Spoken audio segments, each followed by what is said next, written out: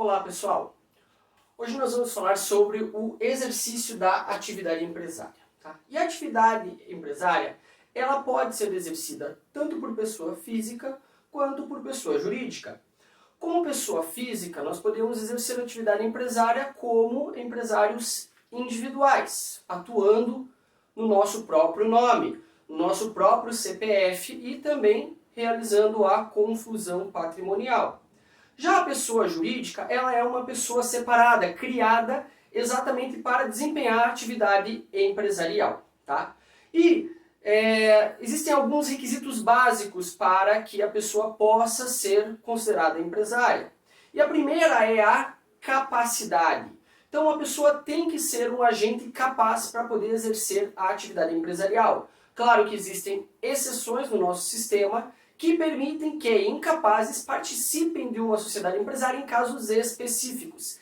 Entretanto, eles não podem ter nenhuma responsabilidade financeira ou gerencial, já que seria uma coisa incompatível, por exemplo, um sócio incapaz, um menor de idade, responder judicialmente pela empresa perante a justiça. Então, por causa dessa limitação, essa questão acaba ficando incompatível. Existem alguns requisitos para que o incapaz faça parte de uma sociedade, portanto ela é uma exceção que deve ser tratada com muito cuidado. Tá? Ou também nós temos algumas proibições, como por exemplo os funcionários públicos em geral. Então, exatamente para não afetar essa relação que os funcionários públicos têm com o Estado e evitar qualquer questão de, inclusive, corrupção, os funcionários públicos normalmente são vetados de participar de atividades empresárias. Mas isso acaba sendo verificado no estatuto de contratação de cada funcionário público.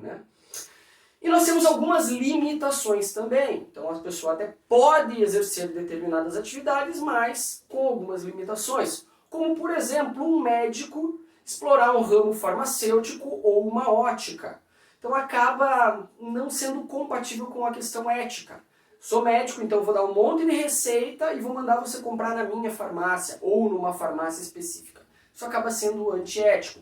Ou receito um óculos e aí falo para você ir na minha ótica comprar o óculos. Tá? Incompatível.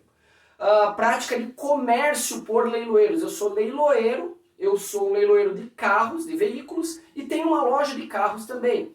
Eticamente fica incompatível, a lei acaba limitando essa atividade. Os estrangeiros, até por uma questão de segurança nacional, então haviam várias restrições aos estrangeiros, como, por exemplo, atividades jornalísticas e radiodifusão. Eles até poderiam ser sócios dessas empresas, mas sócios minoritários, com uma pequena participação, desde que eles não tenham poder de mando. E também algumas atividades exercidas mediante autorização estatal, como por exemplo bancos, seguros, previdência. Então há algumas limitações para que essas empresas atuem dentro do mercado. Ok?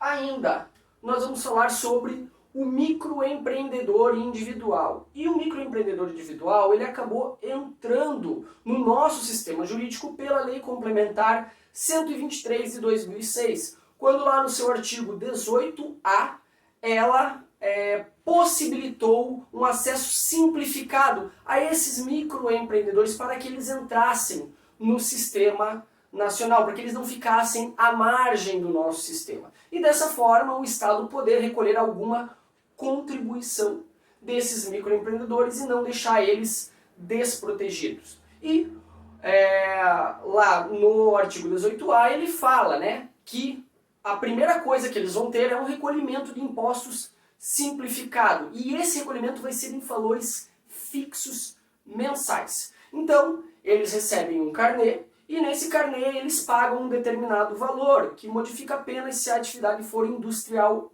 ou não.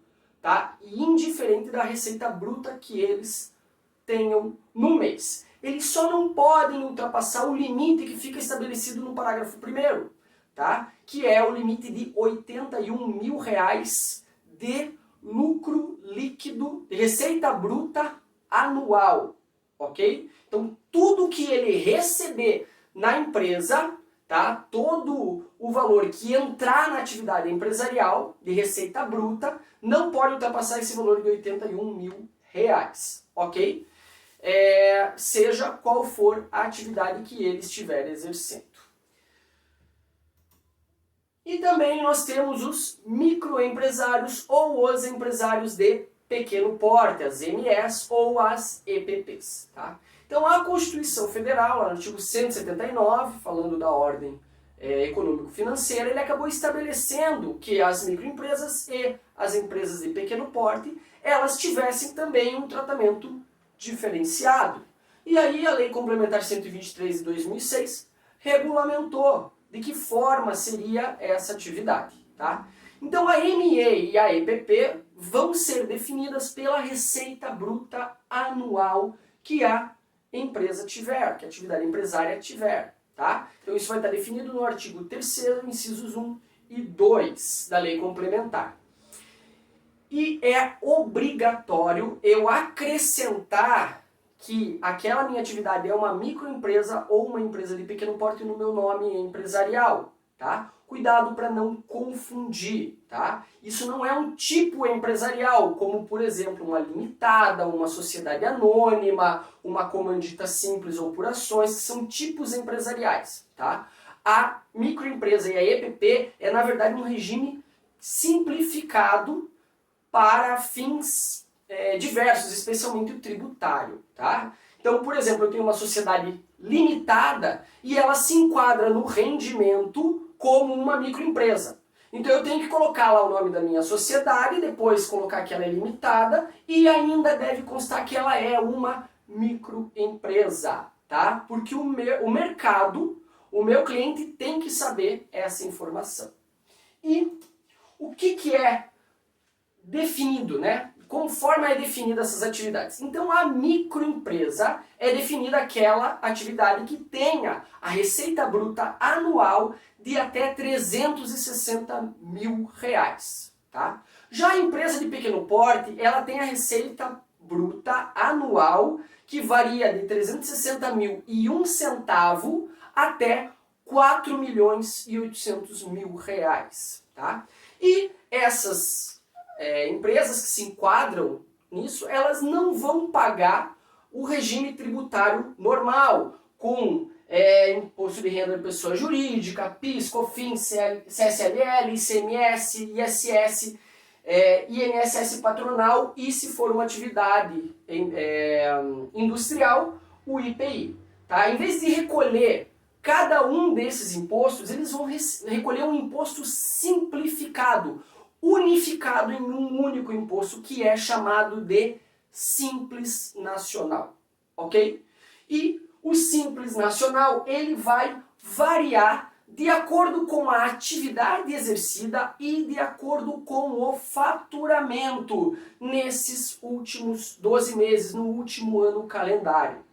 Dessa forma, eu consigo já prever, né, quanto vai ser o meu imposto, porque é um único imposto, eu não preciso de um contador ou de um escritório contábil, e isso acaba facilitando a minha relação comercial dentro da empresa, facilitando minha organização de livros caixas. Ok? Então, por hoje nós ficamos por aqui com essas informações e até a próxima aula. Um grande abraço a todos.